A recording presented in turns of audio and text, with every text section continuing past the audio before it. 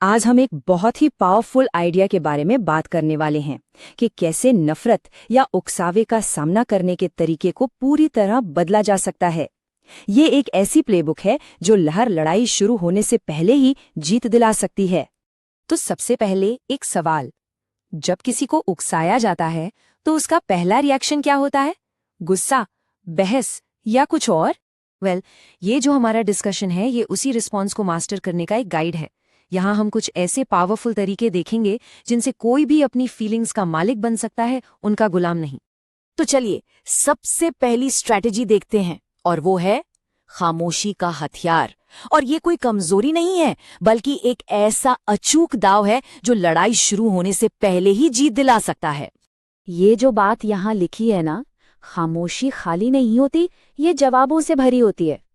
मतलब खामोशी की आवाज सबसे गहरी होती है, ये बोलती नहीं है, बस महसूस की जाती है। जरा इस फर्क को देखिए, रिएक्शन और खामोशी के बीच। जब हम रिएक्ट करते हैं तो अपनी एनर्जी खत्म करते हैं और सामने वाले को कंट्रोल दे देते हैं। लेकिन खामोशी, वो हमारी शांति को प्रोटेक्ट करती है, हमारे ओपोनेंट को कंफ्यूज करती है और हमारी अंदरूनी ताकत को और बढ़ाती है। चलिए इसको एक छोटी सी कहानी से समझते हैं। एक बार की बात है, एक आदमी बुद्ध के पास आया और उन पर गालियों और अपमान की बौछार कर दी। पर सोचिए बुद्ध ने क्या किया होगा? उन्होंने कोई रिएक्शन नहीं दिया, वो बस मुस्कुराए और एकदम शांत खामोश बने रहे। इसके बाद बुद्ध ने उस आदमी से एक बहुत सिंपल सा सवाल पूछा। उन्होंने कहा, अगर तुम किसी को कोई तोहफा दो और वो उसे एक्सेप्ट ना करे तो वो तोहफा किसका हुआ? उस आदमी ने जवाब दिया, जिसने दिया उसी का।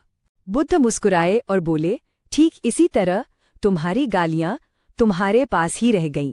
यही है खामोशी का वो डिवाइन लेवल जहां कोई भी नेगेटिविटी को पर्सनली लेना बंद कर देता है। चलिए अब अगली स्ट्रैटेजी पर आते हैं, और वो है दुश्मन के दिमाग को समझना। देखिए, जीत के लिए अपने अपोनेंट की स्ट्रैटेजी को समझना पहला कदम है। यहाँ एक बहुत जरूरी बात समझने की है। दुश्मन का पहला निशाना हमारा शरीर नहीं होता, बल्कि हमारे मन की शांति होती है। वो बस ये चाहता है कि इंसान गुस्सा करे, उलझे और अपनी सारी एनर्जी वेस्ट कर दे। समझिए, दुश्मन का प्लेबुक बहुत सिंपल है। पहला स्टेप, आपकी शांति पर हमला करो। दूसरा स्टेप, आपको रिएक्शन के लिए उकसाओ। और तीसरा, आपका फोकस तोड़ दो। अगर ये खेल एक बार समझ आ गया ना, तो इसे फेल करना बहुत आसान हो जाता है। और यहाँ पर एक बहुत डीप साइकोलॉजिकल ट्रूथ छिपा है। जो लोग दूसरों को नीचा दिखाते हैं ना, वो अक्सर अपनी ही इनसिक्योरिटीज को उन पर प्रोजेक्ट कर रहे होते हैं। वो नीचे इसलिए खींचना चाहते हैं क्योंकि वो खुद ऊपर नहीं उठ पा रहे। अब आते हैं एक और पावरफुल मूव पर, नफरत के जहर को तरक्की की ताकत में बदलना। ये सिर्फ डिफेंस नहीं है, ये नेगेटिविटी को अपनी मोटिवेशन बनाने की आर्ट है।